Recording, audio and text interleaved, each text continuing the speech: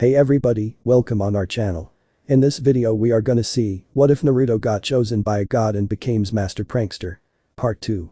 If you are new on the channel, don't forget to subscribe our channel and like the video too. So without wasting any more time, let's start the story. Yo. Isn't anyone gonna help me out here with Miss Boldy crazy Sith lady over here? Brah. Were you, close call. Don't worry, I'll be sure to tell the general you fought well. Oh, to hell with you, Orange. You practically worship him. He's a god among men, what can I say?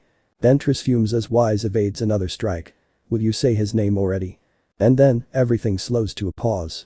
Ventress notices it almost immediately, her lightsaber stopping mere inches from Wise's helmet. She looks to see that man loyal to one Skywalker Rex, if she remembers his name correctly, looks, not at her, but at the clones with black and orange armor. In fact, all the regular clones seem to be doing just that. She cannot help but follow and glance at all 31 of them. So, looks like we now know what Darth Sidious is after, assigning us to the general and all, Orange says as he steps forward while popping his neck. Indeed, Wise says while taking a few calm steps back. You got all that, Snipes. Already ahead of you. Transmitting information to the Admiral. Good, Orange says while drawing one dagger and one short sword from his forearm guards. Now, Sith Assassin Ventress, shall we dance, or would you rather go back to your new master and inquire upon your old master, lest he may still be alive? Ventress scowls and moves to slash the man only for her strike to halt. Oh hey. General Kenobi. You sure took your time, Wise cracks a wisecrack before looking at Orange. What? Sometimes I wonder why the general puts with you. Ahem, Kenobi clears his throat while still keeping a hold on Ventress.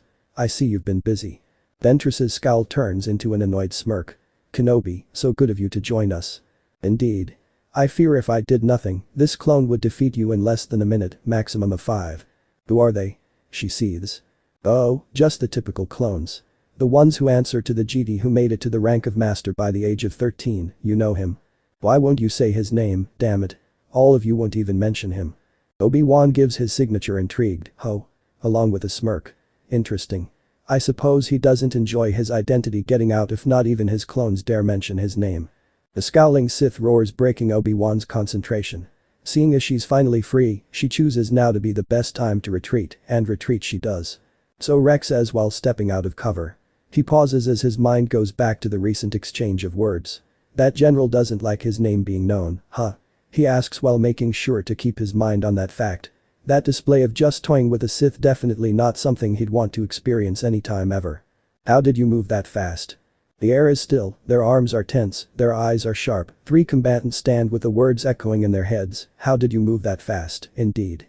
How? Surely, no human has such speed. The bounty hunters know for a fact that even GD cannot move that fast without suffering damage to their own bodies due to overexertion. Perhaps this man they are facing really isn't a GD. No, one of them thinks. Just because he does not look like one does not mean he isn't one. Besides, our information was solid. All the while, the man in question has his own thoughts running through his head. Only one other person is supposed to exist in this world that can come closest to my speed, and these ones just outran him. The tension remains as the 3 eye each other's movements. The 2 can't help but acknowledge how the man, all this time, has kept still, yet is also keeping full awareness of their movements or lack thereof. Naruto, for one, suppresses the urge to hum in interest as his foes make no attempt to move. Someone needs to make the first move, and it isn't going to be me, all think in a chorus. And so, they reach an impasse, a stalemate. Someone needs to break this, lest they stand as still as statues and remain rooted in place all day. Thankfully, Naruto is the one to break the stillness in the air. What say, we break off this standoff and discuss this over some drinks? Drinks? With you? As if. Very well, then. Naruto's looks to the dunes. Why don't we take this somewhere where no one else gets hurt? He suggests making the 2 bounty hunters give each other a quick glance. Deliberation. The man can't help but wonder. One nod later, and the man smiles. Great, keep up. And faster than the eye can blink, all 3 vanish. Shikamaru hums as a ship exits hyperspace. Ahsoka and Anakin. Where is Naruto? Is he still down there? Yes, sir. His Praetorian detail has yet to board their transport. In that case, send a flight of Y-wings as an escort. Something doesn't sit well with me, and it's better to be safe than sorry. Yes, sir. Helga's troopers are Shadow Fox pilots, sir. Shikamaru hums before taking out a smoke and lighting it. Let's see what a mixed bag can do. Sir, yes sir. Ahsoka groans as Anakin activates only the blasters on their craft. Now, Ahsoka, the best defense is a great offense, he says with a teasing smirk. If she had hair, she'd be pulling it in frustration. Can I please ask to be transferred to that Naruto guy? He at least thinks of a plan that doesn't involve risking his life if he can help it.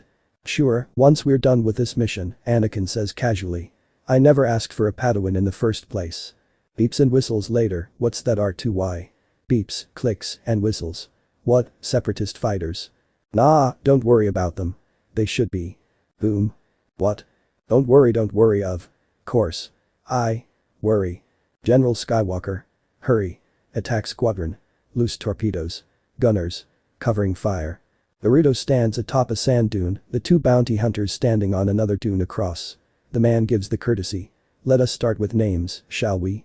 He lowers his hood and looks at the two by their helmets. I am Naruto. No family name, GD. One taunts. The other bounty hunter butts in. Forgive me, Naruto, but like my sister. Sister? I cannot believe you are not a GD. That said, the bounty hunter removes her helmet and continues in a clearly feminine voice, I am Itachi. This causes her sister to give an annoyed TSK before doing the same. I'm Satsuki. To his credit, Naruto's surprise was brief. His eyes widened only for a split second before his features cooled. The author didn't tell me about their female counterparts being present. What the hell, he can't help but think.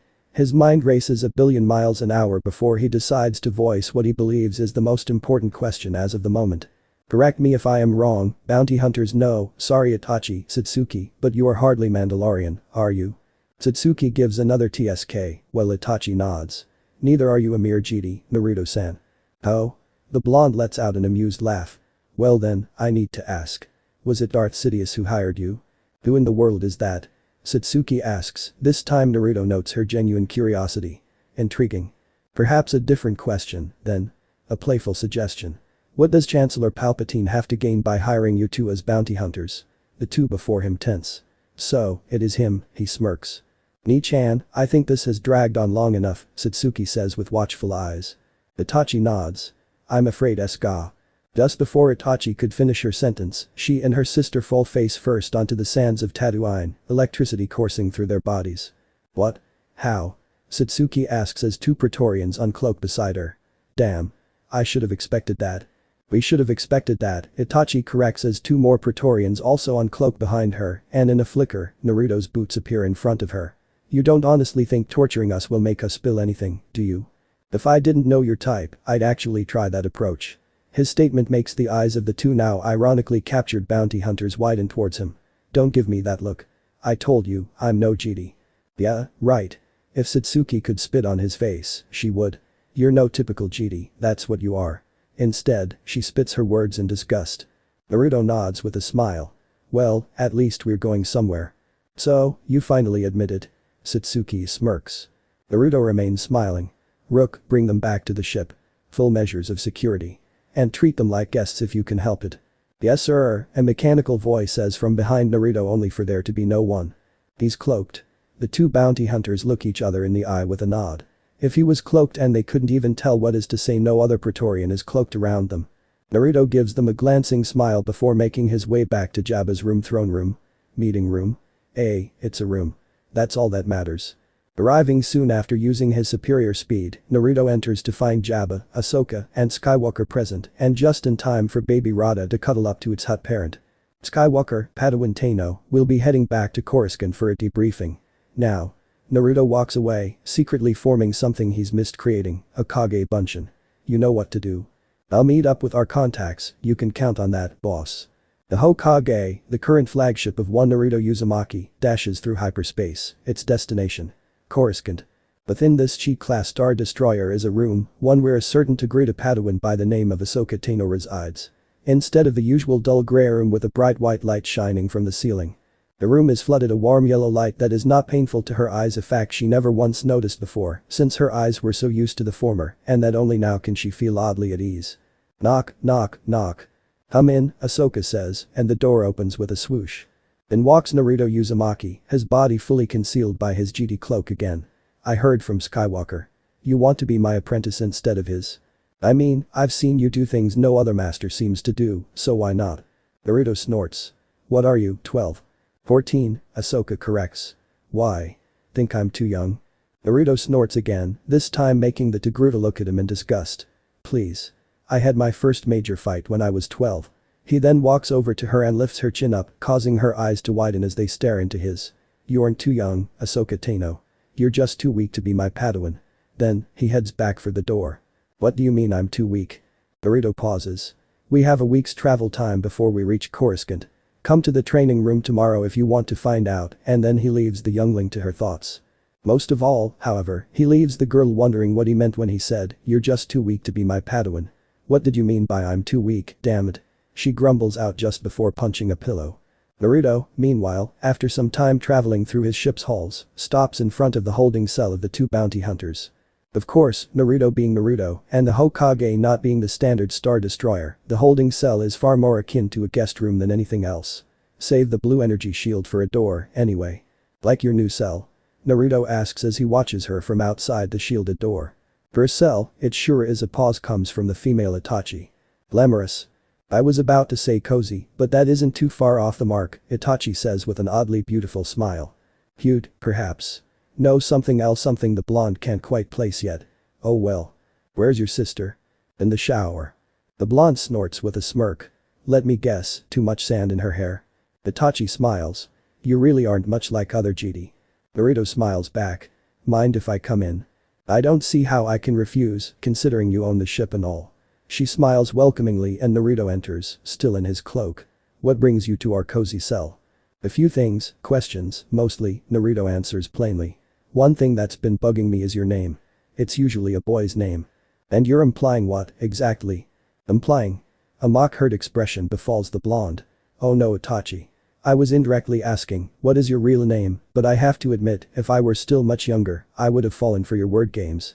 He pauses before finishing in his thoughts, well, that and the author's a philosophy major who loves funking with his friends' minds on occasion, but you don't need to know that. Itachi sighs. And I take it, I have no choice but to answer your question. Indeed. See, I doubt you have mental barriers strong enough to resist my force probing, and even if you do, I doubt you'll want to end up with severe mental, psychological, and emotional exhaustion. GD do not threaten people. At that, the blonde grins. It is as you and your sister said, I am no ordinary GD. He smiles. Itachi frowns. She sighs after choosing to not examine her options. No point trying when she knows their success rate is well below what she considers to be passable, especially against a GD and this GD in particular. Forget it. She'd have better luck against that other blonde GD, that's for sure. So, what's your answer? A frustrated sigh escapes her. Kazumi, Itachi, Ichiha. Naruto blinks. Two names, that's fine, but wait, Kazumi. Harmonious beauty. So that's why he couldn't describe her beauty properly. He was searching for far more complex words when the simple word of harmonious fit so well. What foolishness on his part. That, and I honestly just thought of Kazumi as Itachi's female name since Izumi Uchiha is already a real character in the Naruto verse. Itachi's eyes widen. What? Naruto blinks again. Harmonious beauty, that's the meaning of your first name, isn't it? Yes, but Itachi, or rather, Kazumi as her first name suggests, struggles to find her words. How you understand my name?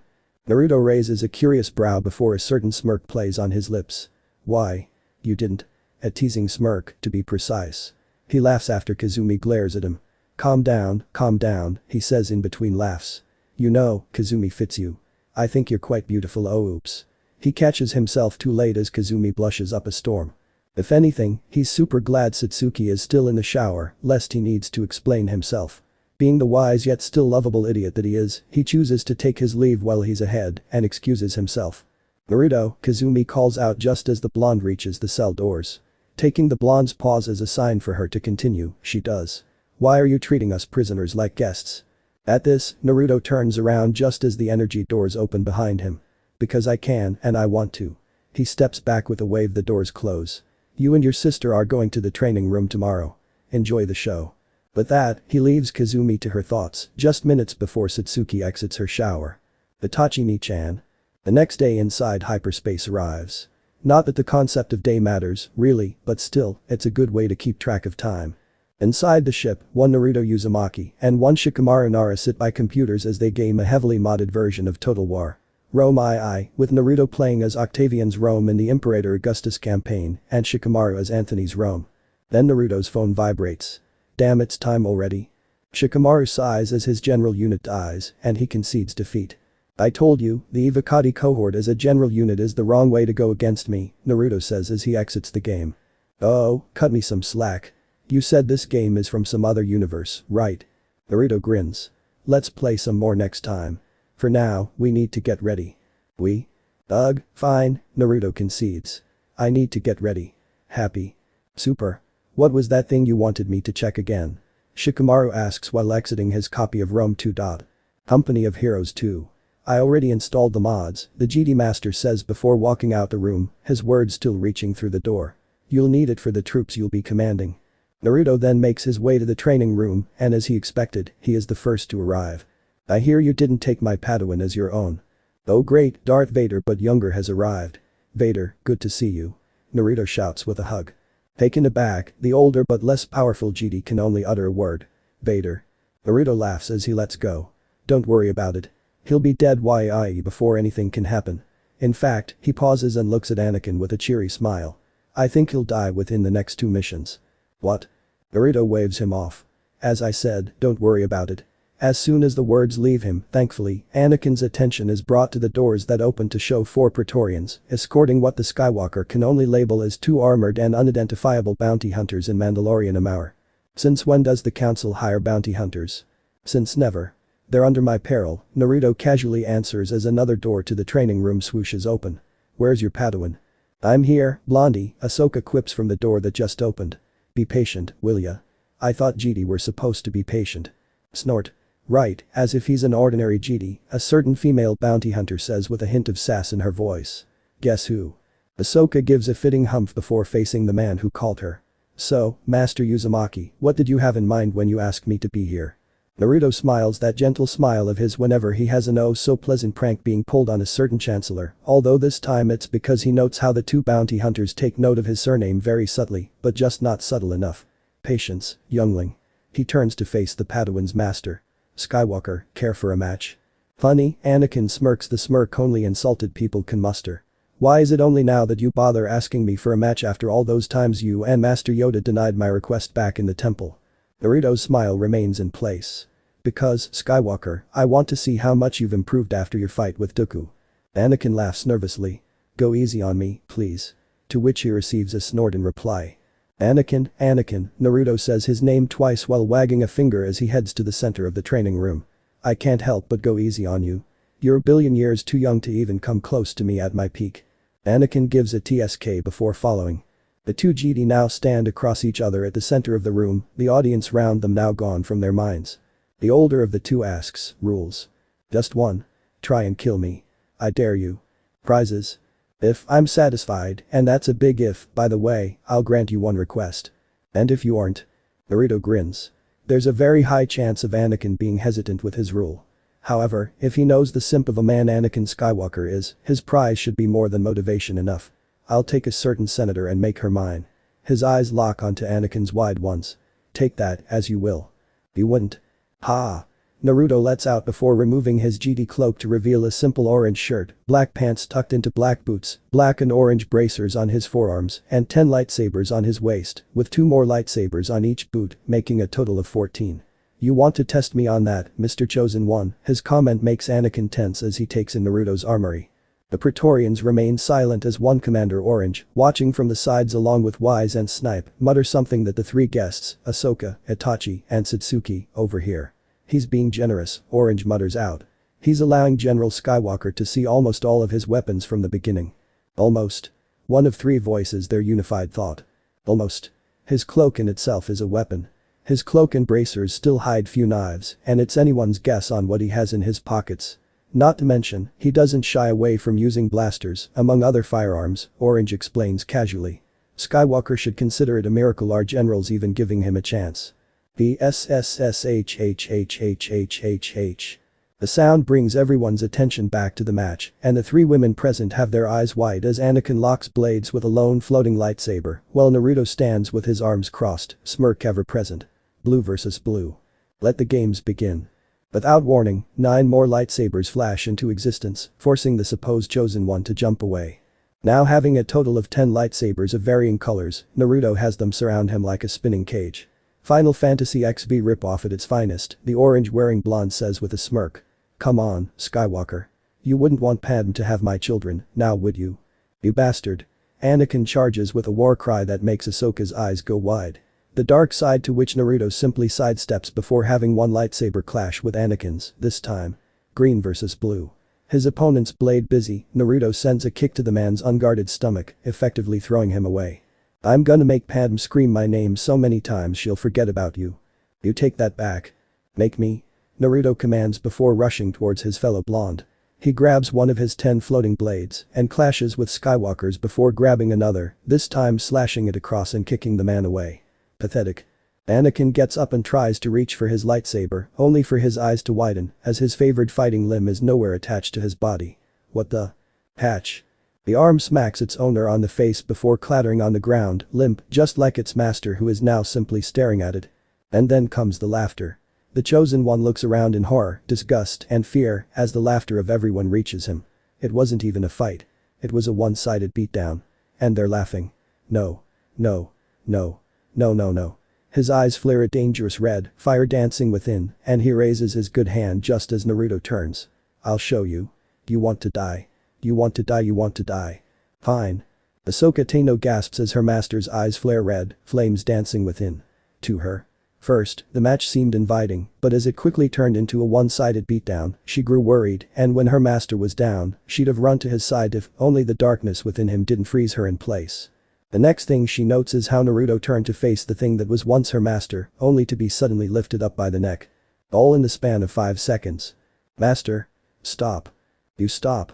You dare laugh at me, the shout is immediately followed up by a glare that sends the Padawan flying.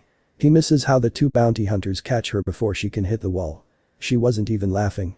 Naruto, for one, hums. A force choke. Pathetic, he says before his eyes flare a haunting yellow and his pupils turn to crosslets. This is true darkness. It comes faster than a snap, a wave of darkness that makes Orange, Wise, and Snipe stumble, that makes the Padawan present fall to her knees, and makes the 2 bounty hunters clutch their chests. Lastly. Aiaiia. Aiaiia. Aiaiia. Gaiaiia. It makes Anakin's mind snap. If the screaming didn't do it, then the thud on the ground brings back all attention to the center. Master. Naruto raises a hand. Don't worry. He isn't dead yet.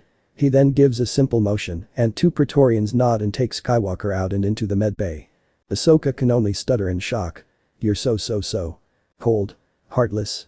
Naruto asks, this time turning towards the Togruta. If that's how you think, Ahsoka, you're too weak to be worthy of becoming my Padawan. Go back to your master. Ahsoka moves to say more. How dare this man insult her? How dare this man destroy her dreams in such a brutal fashion? How dare this man? Her thoughts stop as tears threaten to spill from her eyes. She storms off with heavy stomps. It is here that the remaining blonde locks eyes with the 2 bounty hunters.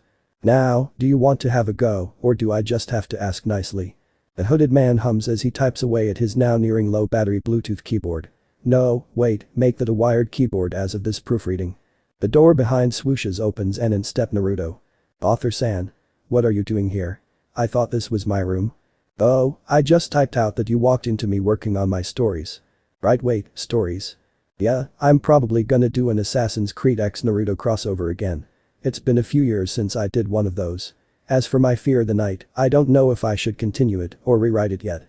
Look dude, I'm about to negotiate with 2 hot Uchiha women who just so happen to be the gender-bent versions of Itachi and Sasuke. Speaking of which. What the hell, man?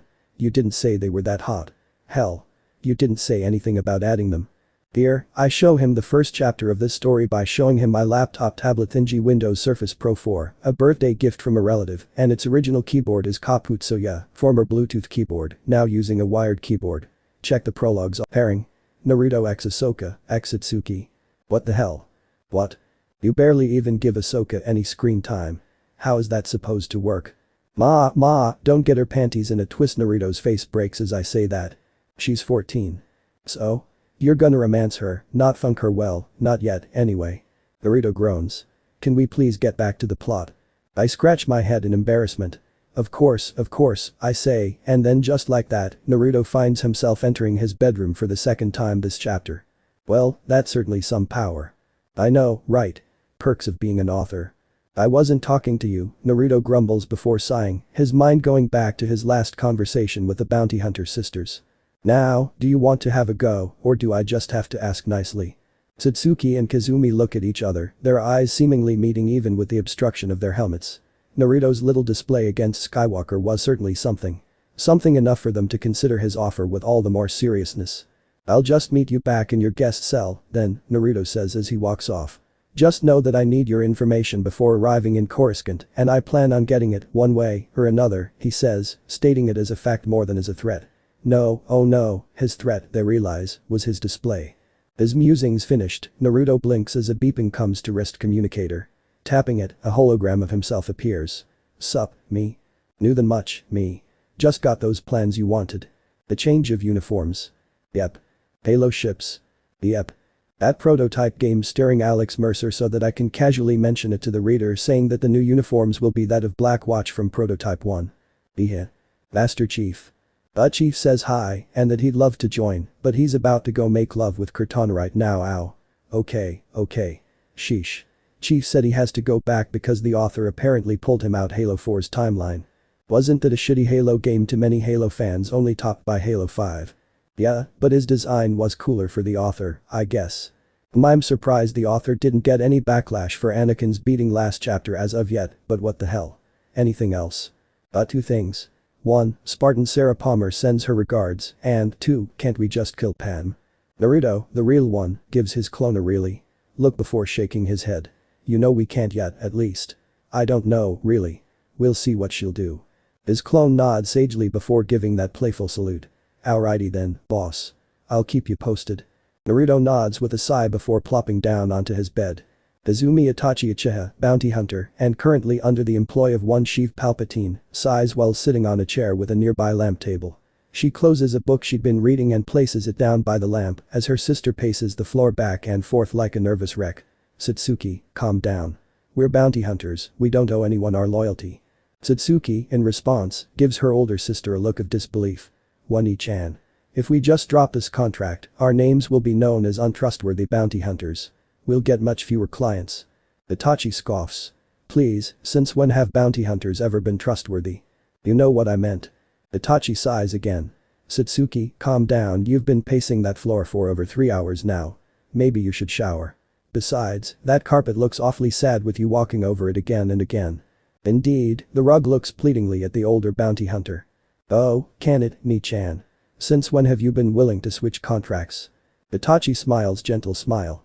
Well, honestly, just after that match. If he can do that with the Force, imagine what he could do without. Besides, it is here she allows a small blush to creep through, he is rather cute. Satsuki puffs, snorts, and puffs her hair covering her left eye out the way. You're just saying that because he's strong. Ah, so you do acknowledge his strength, Itachi giggles. Oh, Satsuki, one day, you'll find a man just for you. Why, I. Swish. Or is it swoosh? Whatever, the energy door swishes or swooshes open. The two women greet their guest with one giving a glare and one giving a gentle smile. You can guess who's doing who. Oh la la, innuendos. You called. Their guest asks well, jailer, but thus far, the man has not been acting like it, so guessed it is. No. Yes. Naruto blinks. I leave you alone for 3 hours and for some reason, Kazumi-san's personality did a 180. Satsuki stumbles at those words before swiftly turning to her sister with rage clear in her eyes. Wani-chan. You told him your first name. I know its meaning too. Naruto replies with a wave and a smile just after Itachi herself smiles to her sister. Shut up. I wasn't asking you. Naruto sulks, making Itachi smile much more, which causes the woman in question to have only one simple thought in her mind. I haven't smiled like this for a long time, she thinks to herself as her cheeks begin to hurt. Or ever, now that I think about it, she finalizes. She blinks as the smile remains on her lips after noticing the still sulking man. What is he, a man-child? She shakes her head, her smile now lessened only slightly into a smirk as he continues to sulk. Best get him to snap out of it and proceed with negotiations, I suppose, she hums to herself before speaking. So, Naruto, what did you really come here for? Naruto snaps back to his former, more serious self and walks over to a chair and takes a seat. Tell me, what does Sheev Palpatine intend to pay you with? You wouldn't be this loyal to him without proper incentive. We just have a code, GD, Satsuki states smugly. Of course, you being one makes you know a lot about codes as well, don't you? Naruto smiles a sickeningly sweet and innocent smile before saying, I can give you 1,000 times more money credits than that old Sith can in his lifetime. Ha. You actually think he's paying us credits? Ho ho. Naruto looks Satsuki in the eye, amusement playing in his eyes as he beepises her previous words. So, he's paying you with something else. Or is it, perhaps, as Sith often do, threatening you with something? Satsuki stiffens while Kazumi fidgets uncharacteristically. One of those, then. Satsuki barks back. Why do you care? Naruto eyes her before smirking. Because having both of you as enemies is a pain. I can see your potential usefulness in this war, bounty hunters, he says, his use of their profession surprising them. I also want to establish the fact that I'll do whatever I can to help those under my employment, that is, assuming you're still willing to consider my employment, of course. He has our sister. Ni-chan. Naruto blinks. Another sister. That's certainly interesting, he thinks before listening in on the exchange between sisters. Itachi Ni-chan. You can't possibly.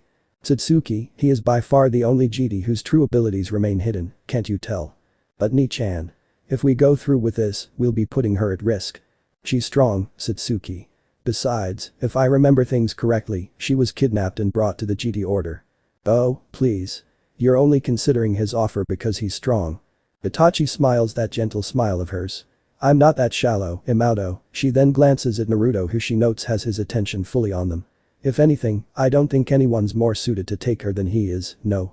We don't even know if she's force sensitive. Actually, Naruto, at this point, cuts in and says, people like you, like me, like us, we're not born force sensitive, but we all have the potential to learn how to use the force, since we're all unique, to say the least. He pauses to ensure he has their attention, and once he does, he continues. If this sister of yours is younger, that just means Palpatine is taking a gamble. I started learning how to use the force at the age of 12 and then mastered it by 13, something not even Skywalker could do. At this point, Naruto chooses to head over to a chair on the other side of Kazumi's lamp table and takes a seat. He doesn't know me, to be sure, but I'm betting that he has general knowledge on what my age was when I started learning to control the force, and my age when I fully mastered it. After all, things like that tend to leak out, even if I choose to keep my identity hidden. The fact you targeted me back on Tatooine is proof enough that he managed to know at least some things about me. What are you getting at, exactly? Satsuki asks while laying him suspiciously, to which the blonde man just raises his hands. Betting at? You misunderstand, Satsuki. I am merely stating facts and possibilities. And why in the name of the Force should we trust you? Naruto smiles at her. Because between the three of us, he pauses, and then Kazumi and Satsuki tense at his next words. I am currently the better shinobi. Loopers? Amic? Whatever this is called. Naruto sulks, making Itachi smile much more, which causes the woman in question to have only one simple thought in her mind. I haven't smiled like this for a long time, she thinks to herself as her cheeks begin to hurt. Or ever, now that I think about it, she finalizes. She blinks as the smile remains on her lips after noticing the still sulking man. What is he, a man-child? She shakes her head, her smile now lessened only slightly into a smirk as he continues to sulk. Best get him to snap out of it and proceed with negotiations, I suppose, she hums to herself before speaking. So, Naruto, what did you really come here for? And like that, the blonde man-child GD master snaps back to reality. Oh, there goes gravity. No wait, no, that's going to transition to Lose Yourself by Eminem, so let's just say remove this portion and replace it with something else. Naruto smiles at Satsuki. Between the three of us, he pauses before making Kazumi and Satsuki tense at his next words. I am currently the better shinobi. How do you know that word? Naruto hums at Satsuki while Kazumi tenses across him, the latter ready to jump from her sitting position to a defensive stance. If you know the word, you know for a fact that I cannot give out such secrets. Besides, what proof will you have that what I say will be the truth? Satsuki smirks. And what about us? What proof would you have that we're telling the truth? To which the Uzumaki just smirks. The Force, but of course, you already knew that, no. This promptly brings forth two reactions. The first is Satsuki growing speechless and stuttering while trying to form coherent words, and the second is her older sister pausing before giggling. So, Naruto-kun, what would you like to know? Kazumi asks him while Satsuki grumbles with her arms crossed. The man smiles. Who does Palpatine have, exactly? Our younger sister, Satsuki replies, surprising him only somewhat. Sarada Uchiha. I see, Naruto nods. Let's make a deal. Naruto arrives in Anakin's medical room where one Ahsoka Tano greets him with a glare. He glares back. Either you get out or you stop that right now, Padawan, his words and tone catching her off guard. I'm not here for games, he finishes, and in one swift motion, he places a hand over Anakin's forehead. After 10 seconds, his fellow blonde wakes. Good of you to join us, we need to talk. Skywalker promptly groans before sighing in defeat. Talk about the dark side. No, Skywalker, Naruto starts, fully aware Ahsoka still remains in the room. Talk about your lack of control. If you fall to the dark side again while I'm around, next time I won't be merciful. Anakin, for his part, remains silent, but the Uzumaki general knows full well the thoughts he has in his mind. I'll show you. Next time, you're the one. Anakin, Naruto says, catching the older man's attention. It was powerful, wasn't it, the dark side? How? You don't remember. The younger general muses more to himself than to his fellow general. Let me remind you, then. In an instant, the room temperature drops, Ahsoka clutches her chest, Anakin's eyes widen as he begins to sweat, and his eyes lock with Naruto's yellower eyes, black cross-hake pupils, and this time, the whites of his eyes turn black. Master Naruto, I can't breathe. Then like that, the pressure in the room, lifts, with Ahsoka promptly falling to the floor with heavy breaths, in a heavy sweat, and a hand clutching her chest. Anakin, seemingly the least affected, sits still. Breathe, Naruto's words come, and just like that, he lets out a heavy breath. He'd forgotten how to breathe. No wonder you and Master Yoda never allowed me to spar against you, he realizes in awe, jealousy, and fear. Get some proper rest, Naruto says as he turns to leave. We reach Coruscant in 2 days. The 2 days pass uneventfully. Outside the capital planet named Coruscant, 5 Chi-class Star Destroyers arrive out of hyperspace. The flagship Hokage launches 3 lots from the planet's higher atmosphere that head for the GD Temple. Without any interference, the 3 lots arrive in a wedge formation, and from them disembarks one Naruto Uzumaki, Anakin Skywalker, Ahsoka Tano, and 2 bounty hunters from the center lot, and 15 Praetorians from each of the 2 flanking lots, who proceed to cloak themselves, leaving no trace of their presence. Anakin, Ahsoka, Naruto speaks with a straight face. I'll catch up shortly. Please head to the meeting room ahead, and without further words, he motions for the 2 bounty hunters to follow him, and they do. As Naruto and the 2 bounty hunters retreat into the temple, Anakin stares at his fellow blonde with a stare his Padawan cannot quite place. Master Yoda, I have returned, Naruto greets with a bow. Yoda nods tiredly. Use the dark side of the Force, you did, You should be aware, Master, that it was not only I who did so, Naruto replies, to which Yoda hums before wobbling off, making his latest Padawan follow, along with 2 bounty hunters he chooses to take note of. Master Uzumaki, aware are you that only GD are allowed within this temple, Quite so, Master Yoda, but this is of utmost importance. Pray tell, you will, yes. I need to know, do we have a youngling by the name of Sarada Uchiha within this temple? Surely, someone such as yourself who spends much time with younglings now that I'm a master, would at least be familiar with such a person if they are here, no? To which, Master Yoda pauses before casually replying, no, I don't know any youngling by that name. The Uzumaki general smiles. Thank you, Master, and like that, he turns to leave. Making sure that they are now some ways away from any prying ears, a certain female bounty hunter finally breaks her cool. That's it, you're just giving up. Satsuki, calm down, the older bounty hunter motions. I'm not sure myself, but I feel like Naruto-kun here knows what he's doing, and then turns to face the man in question. Don't you, Naruto-kun? Naruto hums with a smile before motioning for their silence. He takes a turn down a corridor, takes another turn, and then stops in front of a sliding door that swooshes open, leading the room's occupants turning to face him. Do you see her? He whispers. No, not here, both say after one quick glance, leading Naruto to enter. Male and female younglings around the ages of 12 to 15 stand staring at him, their eyes looking at him in curiosity as they've never seen him before. Excuse me, who are you, Mr. Naruto retains his smile and looks at the young male Twi'lek. Hello there, young one. I take it, none of you know me, right? Yes, outsiders aren't supposed to be in the temple, the boy timidly says. Naruto hums with his smile before glancing back at Kazumi and Satsuki. Don't worry, he says as he looks back at the younglings. They're with me. His eyes light up with an idea as the children stare at him oddly. Oh. That's right. He smiles once again, this time brighter and wider than before. Naruto Uzumaki. Huh? My name, kid, my name. Ha ha ha ha ha. His cheerful laugh finally sets the other teens at ease. Hey. Mister. A girl around the age of 12 to 13 greets him. How'd you get in? This makes him blink before chuckling at patting the girl on the head. Right. I am GD Master Naruto Uzumaki, although I think you all know me as the youngest GD Master, no. But those words alone, the teens look at him with starry eyes. They begin to crowd around him, making him laugh with all their questions. All the while the two bounty hunters remain silent, although one smiles and the other only looks on annoyed but remains silent. "Now, everyone," Naruto says, making the teens chorus. "Yes, master." He smiles as he stands straight. "Form a line. I'm going to do something to make your ability to use the force much easier, okay? But in exchange, no one outside this room must know my name, okay?"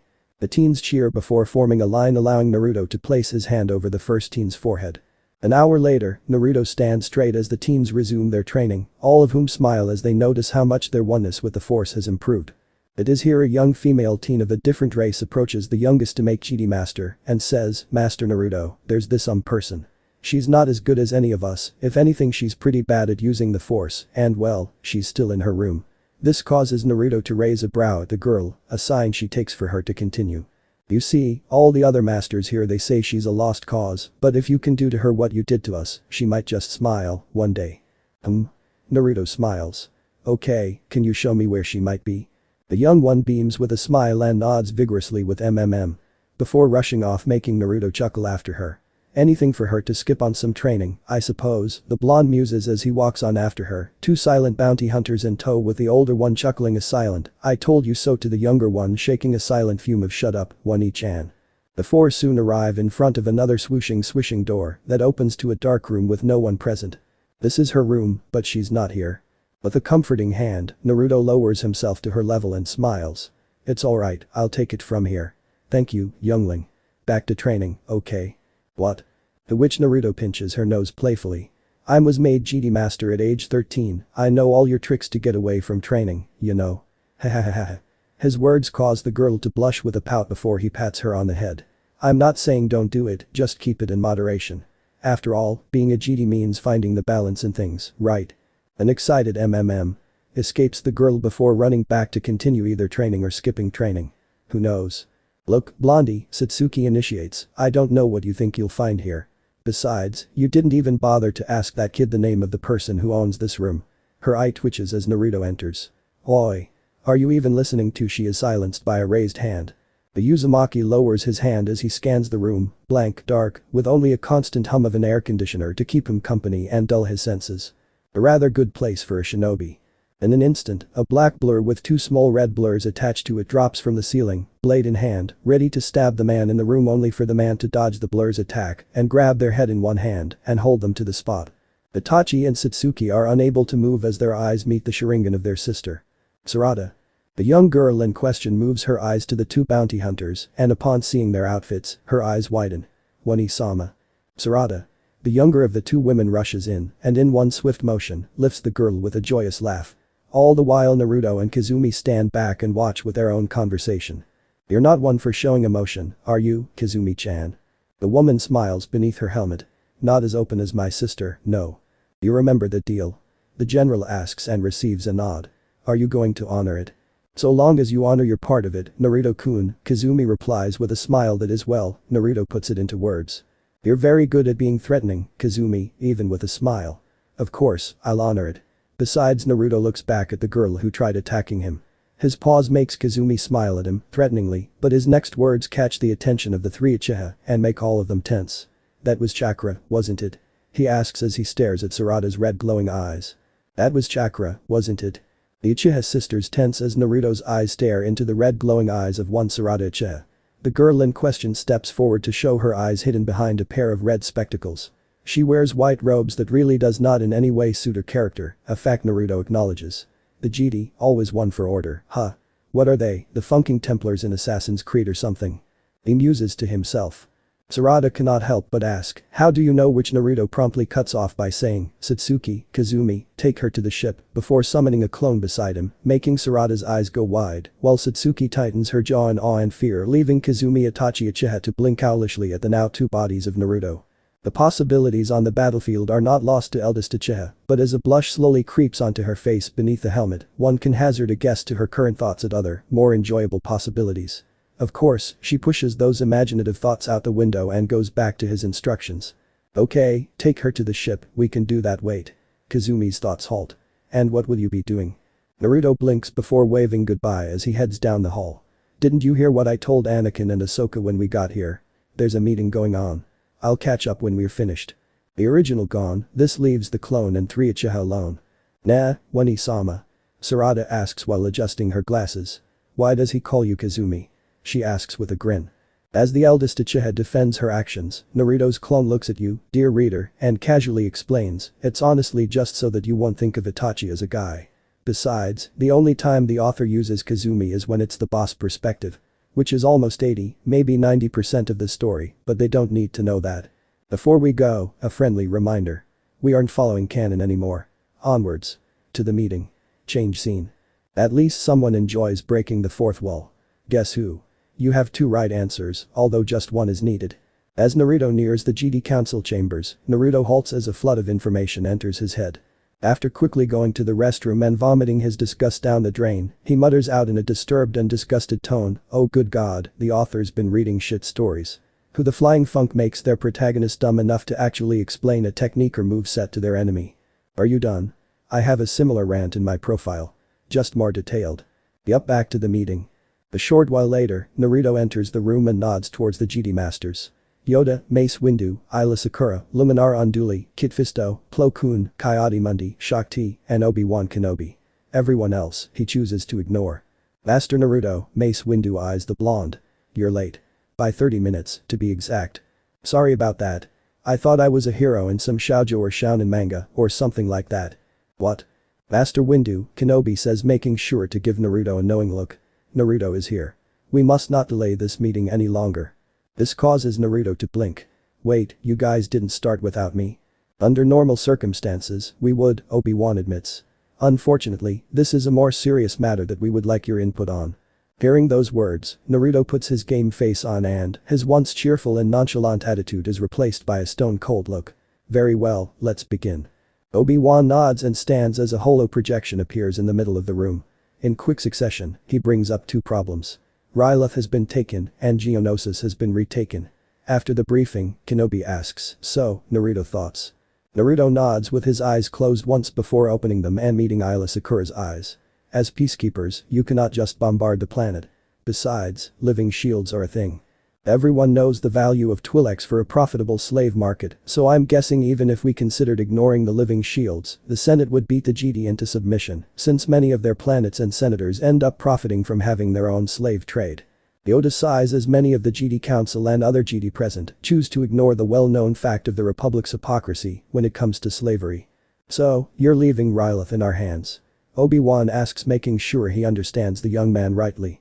That in Geonosis, well, let's just say that Geonosis will have to be taken some other time, especially since our forces are spread thin. My suggestion is to concentrate on Rylith. Meanwhile, I will keep Geonosis busy until you arrive. However, when you do, I'll be leaving back for supplies. You won't be joining us? Master Windu asks. That is definitely a first for someone such as yourself, Master Uzumaki. Indeed. Quite curious, if you ask me. Masters Kenobi, Windu, Naruto says, meeting each of the 2's eyes. With all due respect, I suggest that in my stead, we send Master Pong Krell to Rylith, along with a ground assault led by either of you. The 2 GD Council members pause in consideration, while one traitorous lizard man stiffens ever so slightly as he eyes Naruto suspiciously. And why should I go in your stead, Master Naruto? The blonde in question hums. Chancellor Palpatine wishes for Count Dooku to be awoken, yes. He directs his question to not just the Lizard-Draconian man, but also to all those present. It is Naruto's GD Master who nods. Ask for aid, regarding Count Dooku, the Chancellor did. Aid, you will deliver, Naruto nods. Which is why I must leave soon, Masters, so let me be frank. He then motions to the holo projection, which then shows the 2 planets of Rylith and Geonosis side by side. Since both planets are against us, with Rylith being of immediate importance and Geonosis catching up fairly swiftly, being the home of at least now 5 droid factories, the taking of Rylith must be swift. The time frame of the mission should make it last only for 1 month, any longer and stiffer resistance will be met on Geonosis. The shorter the better in this case. If anything, once you finish with Rylith and can immediately move to take Geonosis, I will head on to Rylith and relieve the forces there only if it shall be necessary. That's as sound a plan as ever, I see, Kenobi says while rubbing his chin. Very well, Master Uzumaki, you may go. The Chancellor should be in the Senate building if you so wish to speak with him at this time. If not, he does come and visit us often. The Uzumaki nods. Well then, with your leave, he says, takes 1 step back, bows, and then leaves. A pity Ryla siege will be, with Master Naruto's absence, Yoda comments before nodding. A sound plan, delivered, the young boy did, leave for us, indeed. Prepare the fleets, we must. Decide the commanders, Master Kenobi and Master Windu, will. The two GD council members in question nod and begin planning. After a quick trip down the corridors of the GD temple, Naruto enters the room of one incapacitated Count Dooku and finds well. Chancellor, I'm surprised to see you here, the GD master says with a raised brow. He takes a subtle note on how the man not so secretly known as Darth Sidious tensed upon hearing his voice. Good. Scare the dark dude, sure, that works too. I was told with certainty that you'd be in the Senate building at this time. Yes, well Count Dooku was a dear friend of mine, regardless of being a Sith. A pity, he is in such a state. Palpatine pauses as he eyes the young man. Forgive me, but I don't recall seeing you around at all, Mr. Master Naruto, the blonde replies. Ah, of course, the GD who managed to best Count Dooku. My apologies. I did not recognize you, and Naruto simply waves him off. Don't worry about it. Keeping my identity hidden was my plan, but I suppose after incapacitating the Count, my name got around enough for some people to try and sabotage the negotiations with the Hut clans. 2 bounty hunters specifically, but they've been promptly dealt with. Palpatine smiles.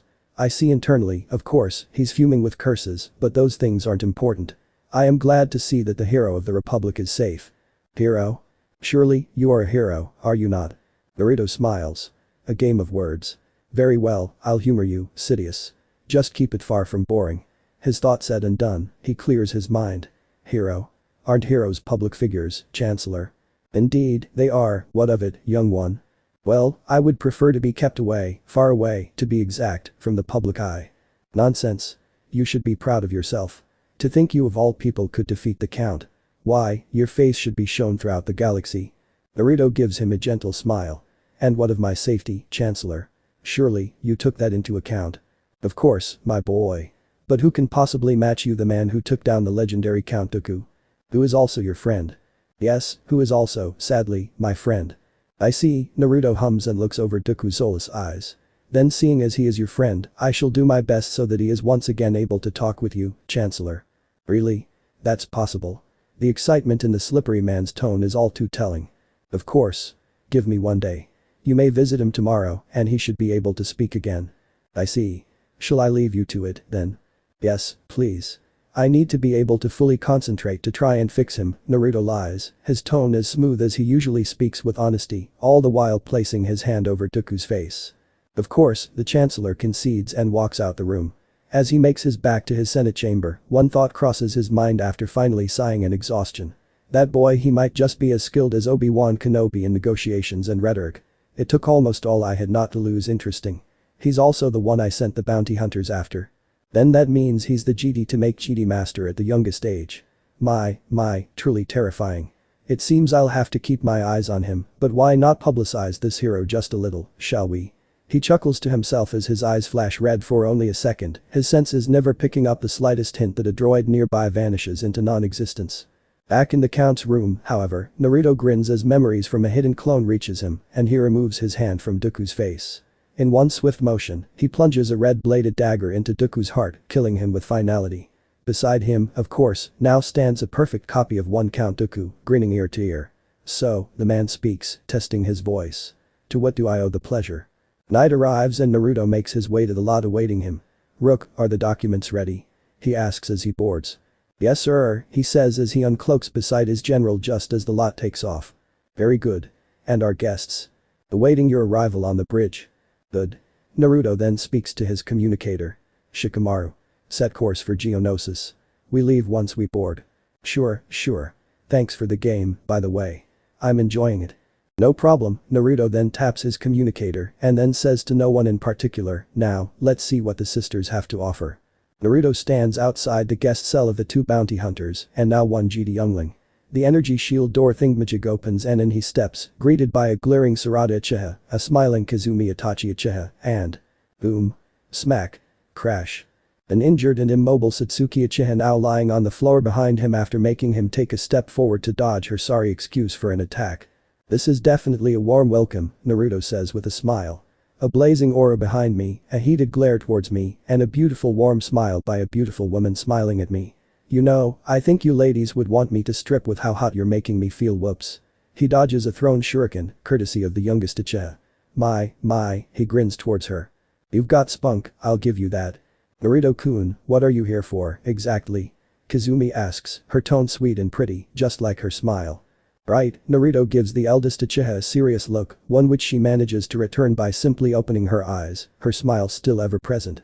I've decided to take Sarada on as my Padawan, and both you and Satsuki as my apprentices. The silence from the three dares him to ask, rather innocently too, what? I'm sorry, I think I misheard you, Kazumi says as she walks over to him. Us? Your apprentices? Naruto shrugs. Well, that or I kill you. Don't forget, I don't need you, he pauses and then looks her in the eye, Itachi-san, he says, his tone cold. I can kill you if you aren't going to be useful, at which point, he immediately has a lightsaber floating behind him and a flash right by Satsuki's neck. The same can be said for you too, Satsuki. This leaves the youngest Uchiha to look at her older sister Itachi, with a look of concern. After glancing at Itachi's eyes, Sarada nods and then, her attention back on the blonde, asks, and what about me? You? Well, Naruto pauses. The next thing Sarada knows, Naruto's voice appears behind her. I can break you, mold you. You are still young enough, after all. His words and his breath touching the back of her neck sends shivers down the girl's spine. Kage Bunshin. Sarada turns to face the copy only to find nothing there. Subconsciously deciding her time is better spent moving the story forward, she turns back to the real Naruto and asks, wait, so for how long will I be training? 3 years. Naruto says joyously. What? And just like that, the room and the temperature the temperature in the room, yes, that's it, drops. There's a war coming, one bigger than what we're having. Here, he looks at each of them. If you want to live, stick with me. Otherwise, consider yourselves dead. I won't show mercy when that war arrives. Wait. Sarada's shout causes the blonde to give her a curious hum. I thought you were a GD. I am a GD. No. I mean, she racks her mind for the proper words and then speaks while looking him in the eye. I thought GD don't kill. GD don't kill. A smirk. Ha. Utter foolishness. Naruto then walks over to her and lowers himself to her level. Listen well, Sarada, he says as he eyes her beautiful eyes. GD are meant to find balance with the force, so why should they stay only in the light? True GD, I believe, are one with both dark and light, and therefore the most powerful GD is someone who can use both light and dark sides of the force without being corrupted by the darkness and without being blinded by the light, after which he sighs and stands again. Of course, that is not the way of the GD, all the more Sith code. It is my code. So Naruto's eyes turn a fiery orange as he eyes the girl before him. Will you accept? And to his satisfaction, Sarada Uchiha holds his gaze. Under one condition. The youngest then looks to her older sisters, one still trapped by a hovering lightsaber. They have to agree to be your apprentices. Satsuki glances at Itachi, who glances at her in return. The eldest nods, making the middle sibling sigh. Thien, you win, you damn GD, she says while folding her arms. Good, Naruto says and then heads out. We start tomorrow. We'll see how well versed in both chakra and force you three are. Count Dooku looks at Chancellor Palpatine in disgust. Chancellor, how great of you to join me. Here to gloat about how your GD pet defeated me and healed me. Oh, dear me, the Chancellor waves him off. I would want no such thing. You are a friend of mine, Count, and of course, I will treat you as such. Besides, I am sure you are of no threat to me when you don't even have your limbs. Don't think yourself too sure yet, Chancellor, Dooku replies with willest venom in his voice. You do not honestly think that my returning to consciousness would go unnoticed, now, did you? Whish. As if on cue, 2 red lightsaber blades blast through the ceiling, shocking the Chancellor. It forms a circle and, in one swift movement, one Asajj Ventress jumps down with her blades at the ready. Chancellor, I suggest you not try anything funny if you wish to keep your head. That's enough, Ventress, Dooku commands. The GD are sure to be on their way regardless. Come now, and just like that, 9 Magna Guards jump down from the same hole Ventress created, with one picking up the count. I shall see you under Mace Windu and Ayla Sakura draw their blades, shouting his name as they burst into his room, more favorable circumstances. With a quick jump, the Magna Guard holding the count leaps back into the hole, followed closely by Ventress and 4 other Magna Guards, leaving 4 more for the GD to deal with. And as skilled as the 2 GD are, Mace Windu and Ayla Sakura still have trouble taking care of even 1 Magna Guard. The fighting in such a tight space along with the Chancellor's presence limits the GD just enough for 1 Magna Guard to stun Mace Windu and another to stun Ayla Sakura before the 3rd and 4th shock the Chancellor. So much so that when the last 4 leave, the Chancellor's robes smoke, all this just in time for Obi-Wan and Anakin to arrive, followed by more GD. Damn it. Calm down, Anakin. Tend to the wounded, Obi-Wan commands and Ahsoka rushes in. Master. What her eyes then see the down Chancellor and GD Masters. What how Dooku? No, Obi-Wan says as he looks at the hole in the ceiling. Ventress, but how? The Chancellor, breathing violently, chooses to answer while trying even harder now to hide his connection to the dark side. Dooku said that we were foolish to think his waking would not be felt. I am sorry, Master Kenobi. Obi-Wan rubs his chin in thought as he processes the Chancellor's words. Looks like he will need to speak with a certain blonde about this. Do not worry, Chancellor. We will find him. Please do. I believe I have had enough excitement for one day. Master? I do not understand. And understand you will not, my apprentice, Count Dooku interrupts. A week since his escape has passed and now he lies on a bed inside a ship on its way to an undisclosed moon with his apprentice by his bedside. Although I may not have my limbs, I have learned a thing or two from the man to have bested me. But Master? Ventress? Yes, Master. Tell me, have you so little faith in me now that I have lost? Ventress's eyes widen at the implication. No. No. Of course not. Forgive me. I spoke out of turn. Forgive? We Sith do not forgive. If anything, Dooku pauses and he looks her in the eye. We kill those who disappoint us. Master, I. Silence, Ventress, Dooku says sternly. I feel as though you need to learn your place. The man we are about to meet will give me back my limbs, and with your behavior, I feel as though as if he will be best suited to discipline you, what with me having the surgery. Sir, a Magna Guard's voice says from the darkness of the room. We are arriving. For the remainder of the trip, Ventress remains silent. She decides it is best she hold her peace. No point killing her master if she still has insufficient power to take his place beside Darth Sidious, after all. Feeling the ship land, Ventress bows to her master and is the first to exit through the ship's ramp. The sight that greets her shocks her. Around the ship, 10 oddly armored soldiers stand, weapons drawn, and in the middle of the 10 is one man cloaked in black with a hood pulled up. The trap hurrying, Ventress turns to warn her master. Master Uomf. Yet she finds herself flying back, courtesy of Master. And now walking Count Dooku with a sickening smile that makes her eyes go wide. I see you enjoyed your little roleplay, the dark-cloaked man says with a smile. To Ventress's surprise, Dooku speaks, but well, it's always fun and games when it comes to us, boss. With a clearly different voice. Dooku in question pops his neck as the cloaked man lowers his hood. A person with blonde hair, blue eyes, and 3 whisker-like marks on each cheek greets Ventress as the Count's form fades poofs into smoke and out walks a similar and very identical-looking man. What's our next move, boss? The clone of one Naruto Uzumaki asks.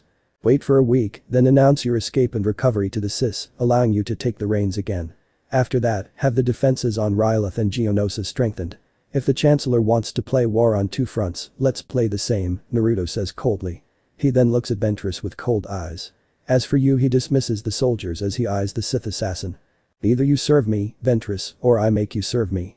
What happens when a man who knows the potential future of a certain war plays both sides? Well, for one Chancellor Palpatine, he is currently finding out the very hard way. See, his plan, was to have the GD take Ryloth and then Geonosis. All the while, the Sis were to fight a slowly losing battle. The problem? The general he had Count Dooku install before, said Count was mutilated and died without Senor Palp's knowledge was mysteriously killed without warning. Any other general he had Dooku assign after Dooku's escape from the GD temple who as stated earlier, died without Senor Palp's knowledge all died. Left with little to no choice, his frustrations caused him to demand Dooku to take charge of Ryloth or find a general skilled enough not to die as quickly as the other fools. Which is why now, after 1 year of fighting, Ryloth and Geonosis are still major battlegrounds. Another problem is that his once potential apprentice Arata Uchiha, surprise, went missing. But we all know what happened to her, so back to Dooku. See, Dooku, or as we truly know him, Naruto's transformed clone, is a cunning man. He demanded that any and all available battle droids be deployed. To Palpatine's shock and horror, Dooku even placed an order for the continuous manufacturing of commando droids and Magna Guards. When Palpatine, dressed and acting as Darth Sidious, asked Dooku why all droidekas have ceased production, Dooku simply replied, the GD can push them and slice them, Master. Besides, we have more powerful droids. Now, obviously, it is a no-brainer that the cunning Dumbus Sheev Palpatine wants the GD to win in order to keep control of his republic, aka pseudo-empire, and to betray the GD afterwards. Unfortunately for him, he did not anticipate Dooku's actions and the actions of both General Grievous and Admiral Trench, 2 of the greatest commanders of Sis, both of whom are doing amazing things with their now unhinged Sis armies and navies.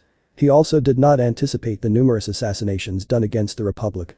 In fact, he did not anticipate Dooku sending his assassin Ventress obviously to try and assassinate Padme Amidala, only to be foiled by a certain Sky Guy, and which upon her retreat, told Skywalker it was under orders of Darth Sidious. Palpatine. Well, Darth Sidious tried to contact the Count, he really did.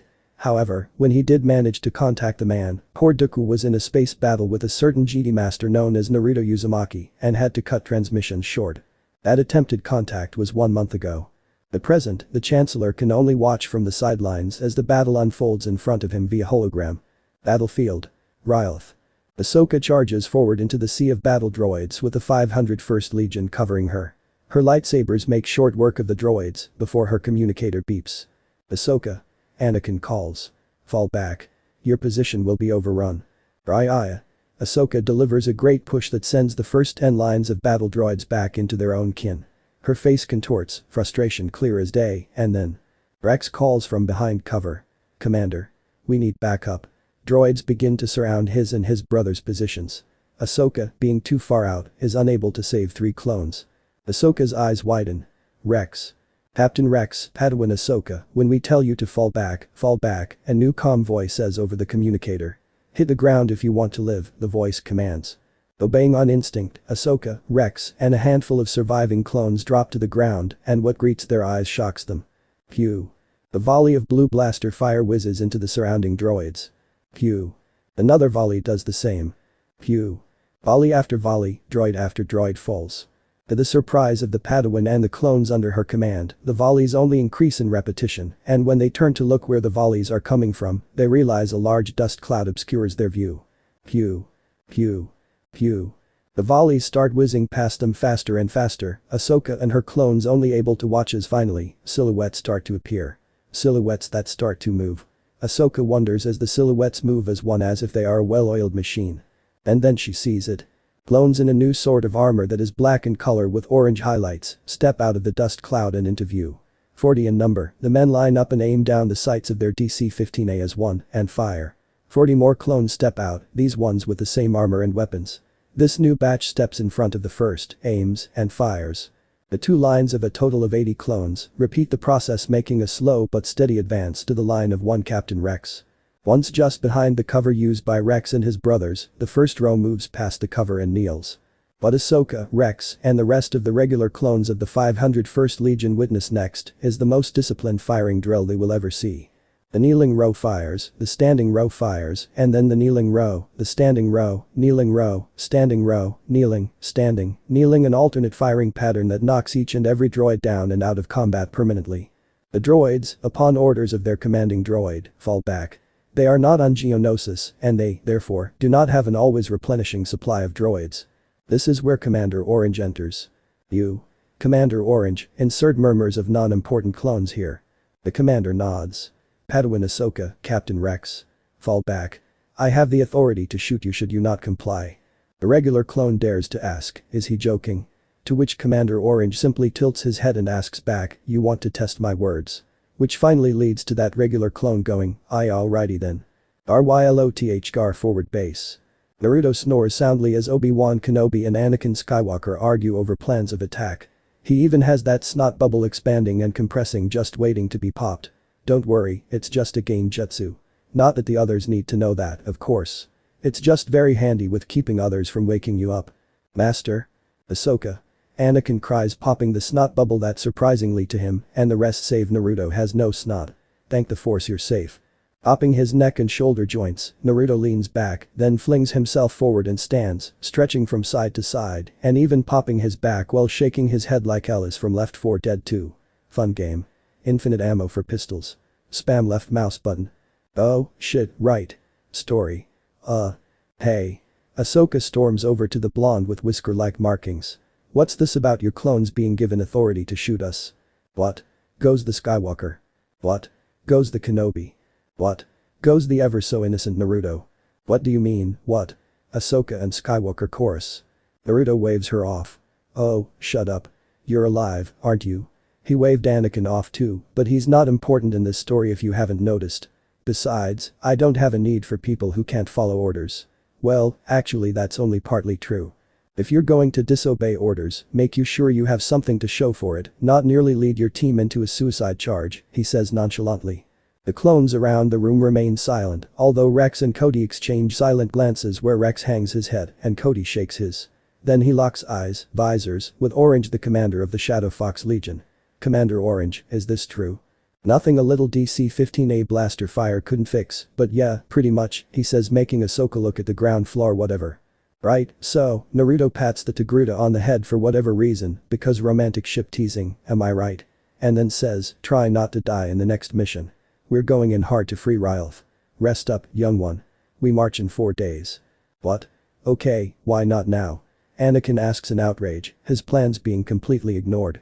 Obi-Wan's plans too, but the older man isn't complaining. Instead, Obi-Wan states and then asks, I see, and what happens in 4 days, exactly, Naruto? I have most of my personal fleet heading for Geonosis. Here, we have the Hokage and first cohort of my Shadow Fox Legion. Oh, and me, but I feel like I've been taking so much of the spotlight, so I let my friends take some screen time for now. Screen time? Don't worry your dark side over it, Mr. Soon-to-be-dead Vader, Naruto says with a shrug. Satsuki, Kazumi, Sarada, he says, and as if they've been rehearsing their entrance, the 3 human females enter the room and stand at attention. I want you to cause as much chaos within separatist ranks as possible. Except you, Sarada, Naruto says and ruffles her hair, making her blush with a glare. Okay, glare with a blush. It sounds better. I want you here by my side. Her temperature rises as her face flushes red and steam erupts from her ears. Okay. In reply, Sarada nods furiously. No one notices Satsuki's face scowl behind her helmet and Kazumi's face becomes a bit cheery. Actually no. A little bit too cheery. Like a yellow background with flowers popping up from behind her. Beautiful Yandir girl. Oh. Oops. Spoilers. My bad. Let's just say Naruto briefs them on his plan, which better than anything Skywalker could come up and just a tad bit bolder than what Obi-Wan had in mind. Battlefield. Geonosis. Krell, an ass of a soon-to-be-dead GD, watches the battlefield around him. Commando droids upon commando droids descend upon his forces. His clones begin to fall one by one as the man he ever so wanted to meet, Count Dooku, walks towards him, followed closely by 36 Magna Guards. Master Krell, how kind of you to be here, at the front, of all places, Dooku says as his droids continue to advance. I hear you wish to be my apprentice. Aiga. Before Krell can even continue his reply, he finds 12 lightsabers impaling him. What he freezes. What he sees, no, who he sees causes him to freeze. GD Master Naruto Uzumaki looks down on him with a mischievous grin. Oh. Surprised. But why? Hi, Naruto tilts his head forward, mocking Krell by cupping his ear. I'm sorry, I couldn't hear you. Were you about to say something hypocritical? And here he smiles as he crosses his arms. Like maybe how, I don't know, how I've betrayed the Republic. Krell's eyes begin to glaze, making the blonde GD frown. Boy. Naruto snaps his fingers, making Krell snap back to life. You do not die until I say you can die. What? How? I'd usually say funk you, that's how, but you aren't really my type. That and I'm straight in this fic, so let's just say Deus Ex author. Fic. Author? What? Naruto waves him off. Something you wouldn't understand. Alright. Magna Guards. Take him away. Sir, what shall we do with the clones? Naruto raises a brow. Oh. Right. Bring them with us. He then begins walking away. Sheesh, if Palpatine wasn't controlling the separatists from the shadows, they could have mass-produced all of their best droids already, Naruto muses to himself as he passes the unending wave of commando droids. Ah well, that's too bad. Guess I'll be the one using my own army of commando droids and Magna Guards. Sir? A commando droid questions him, probably his sanity too. Nothing. Next stop. Coruscant. I really want to just glass the planet, to be completely honest. That place has caused too many stupid shitty situations in this universe, but oh well, boss's orders. Don't glass it, my ass. Whatever. Skywalker will be dead, Palpatine will be dead, and spoiler alert. Boss will create an empire. A benevolent empire. Sir, may I ask why you talk to yourself? Naruto shrugs. It's fun. He pauses. Oh, right, we need some bloody way to kill Krell too, but the author's thinking of something more prolonged. We'll get there when we get there. Don't forget to review. The droids look at him with tilted heads. Is it just me or is he crazy? A little bit of both, most likely, a Magna Guard says in a very deep voice before following after the blonde. Death is an interesting concept. It is an occurrence that forces people to say their last farewell to their loved ones' bodies, it is. Dude, Naruto says and motions to the current slaughter going on behind him. Wrong fic. Ooh hopes. Moving on. Right, Naruto nods and then stares at the carnage before him. Itachi and Satsuki are flying with their jetpacks, blasting and bombing the droids away. Meanwhile, Naruto's Shadow Fox Legion is mixed in with Anakin's 501st and are admittedly taking much fewer casualties than their normal brethren. Just kidding. They're taking 0 casualties so far. As all that is going on, Commander Cody and GD Master Kenobi stare in interest at the fighting style of Naruto's clones. As one clone reloads, another clone fires and they aren't at all uncomfortable with using the DC-15A, unlike many of the other dare they even say regular clones. Honestly, though, the ground battle here is pretty boring, so let's move to the 2 side characters I've set aside for almost the entire story, really.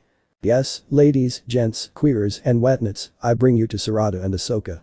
Both of whom are currently inside a gunship with Rex, Wise, 2 Praetorians, and 2 other figures in tattered hooded robes holding onto the handholds as the gunship rocks with flak bursting anywhere but near enough to hit it.